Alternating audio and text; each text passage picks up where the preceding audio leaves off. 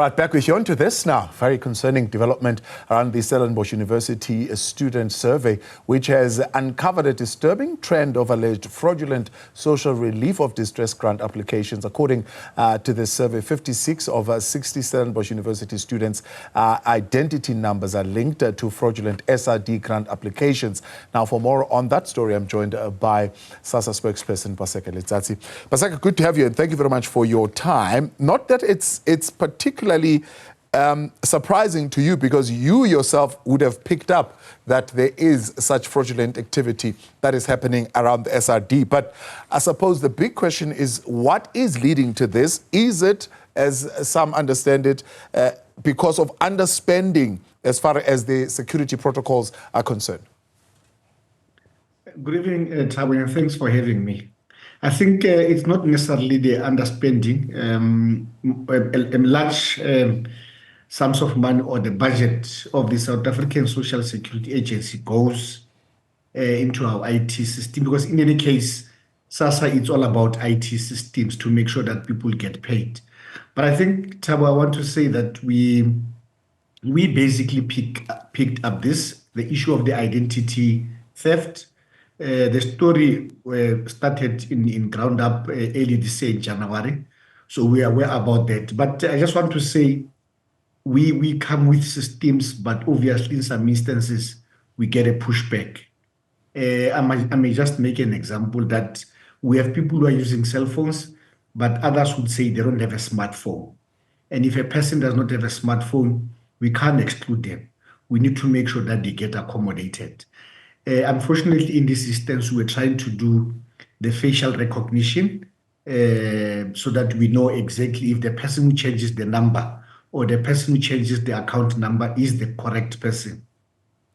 And Thabo, I must say that we got a pushback at that particular level, but we still maintain as an organization that we need to maintain that when people want to change their phone numbers or their account number, which they want to choose any bank of their choice, we need to give them that particular leverage to move around. But I don't understand, why would, mere computer science students, and I'm flippantly using that, they're not just mere computer science students. Of course, they are proper computer science students with 2 years experience behind them, are able to check these vulnerabilities. But a security agency of South Africa is being given a pushback when it wants to do verifications of this nature.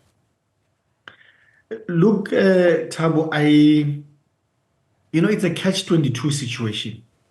One, you do it, you get a pushback. You don't do it, we find ourselves having to account or to explain to the public in terms of what happened.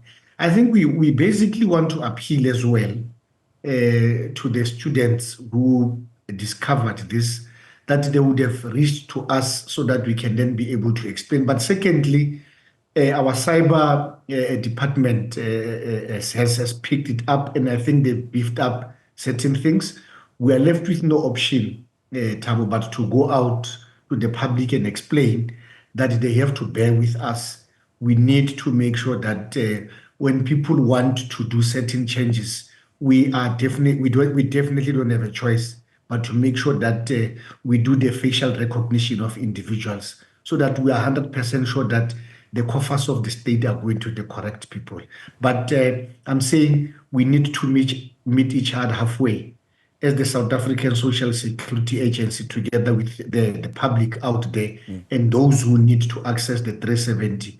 We definitely have to meet each other halfway so that we don't have to come here and explain that there were some security breaches and people try to make sure that they access the system, even though when they know that they do not necessarily qualify.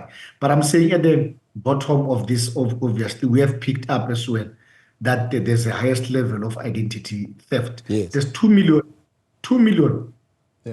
people that we have flagged, who have made an application because of one reason or the other. We flagged their names and the numbers, and the money has not been processed. And when we do that, we know that people will come forward and clarify the certain issues that were flagged against them. Now, part of those people who were flagged by yourself as you came here on one of the shows was that it is your employees. Now, a member of parliament, chair of the committee, actually, Bridget Masango, is criticizing Sassa and I suppose the department here on a lack of consequence management. What has happened? What disciplinary action has been taken against those Sassa employees who received those social grants?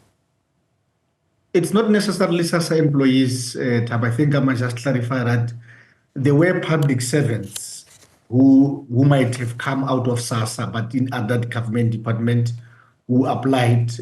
But obviously, since we have upgraded our systems, we are able to pick it up using the PETSAL. It happened when we started, people trying to short circuit or try to cheat the system, but our system is such that they are able to pick them up. I don't think Sassa officials will even try or attempt to cheat the system because they know the consequences are very dire. But let me just explain to the public servants. We have a relationship with other government departments.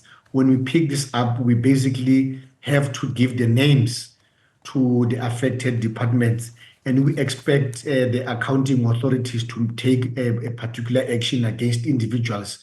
We give them a list, and we know that the matters are being followed. But I'm sure you know, Thabo, that it's a very tedious and lengthy process to make sure that you take people through a particular processes. But in some instances, Thabo, you want to find out if a person got 370. Do you really want to spend 3,000 of your resources to chase 370? So you try to make sure that you do not necessarily waste state resources to chase 370 and you end up using 3,000 rand. And in some instances, it's someone who's extremely, extremely poor. Even if you would want to get the money back or you'd want to take them through a particular processes, you won't be able to find that particular 370 back. But it's a balancing act. One, we need to make sure that we act very seriously against people who try to defraud the system. But in some instances, I'm just saying now, you weigh the options,